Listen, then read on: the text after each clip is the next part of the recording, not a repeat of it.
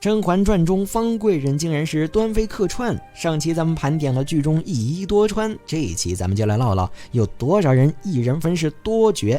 第一个，一个店娘娘。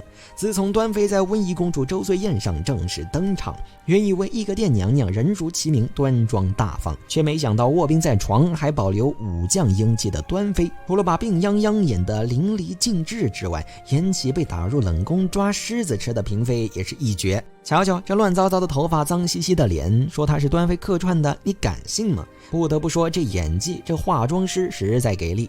第二个，富察贵人，宫里最伶俐的桑儿。要问宫中谁跑得最快，富察贵人的侍女桑儿敢说第二，没人敢说第一。不信您瞧。好家伙，桑儿这速度，女子100米赛必争第一呀！大内高手允公公不过是扮了回阿飘，竟然还能激发出桑儿隐藏的速跑技能。桑儿作为富察贵人的贴身侍女，直接撇下富察贵人，难道桑儿不想领工资了？对，没错，最伶俐的桑儿攀高枝了。一切由额娘做主即可。瞧见没，3大耳身后的官家女子就是桑儿。看来富察贵人下线后，桑儿兼职也没少接呀。脱下宫女的衣服，摇身一变，竟然变成官家小姐，来参加3大耳的福晋大选来了。不得不说，桑儿跑这么快实在是明智之举。当官家小姐，当福晋，她工资不香吗？除此之外，咱们看甄嬛参观完拽妃私建的动物园回宫时，吓死奴婢了！一看到那么大的猫，奴婢又想起当年在凌云峰的那个晚上。看来桑儿的工资实在是不够花呀，又是演富察贵人的贴身宫女，又是演甄嬛的小宫女，又是演官家小姐入宫参加3旦的福晋大选，这兼职实在是有点多。然而眼尖儿的朋友才注意到的肯定不止桑儿。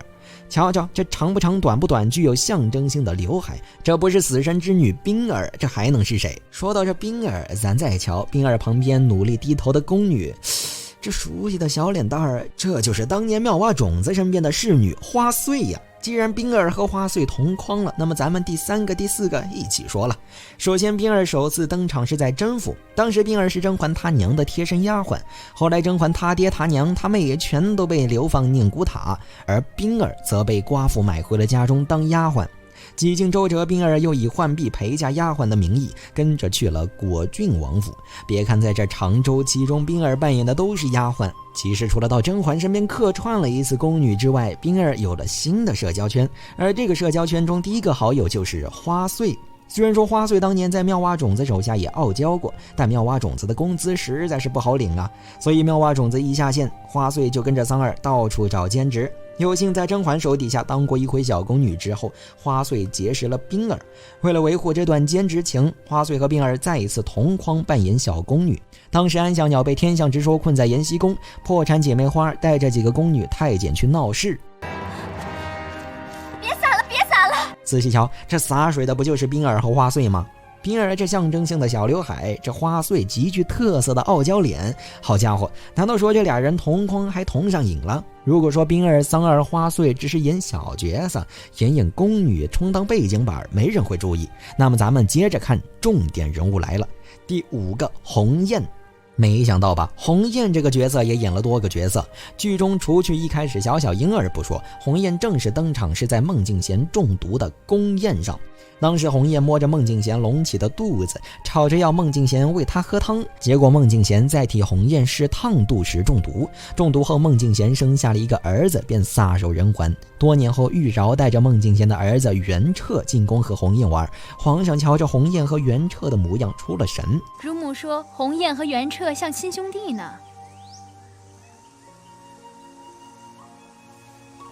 朕瞅瞅，这同一个人能不像吗？您瞧眼前这元彻可不就是小时候的鸿雁吗？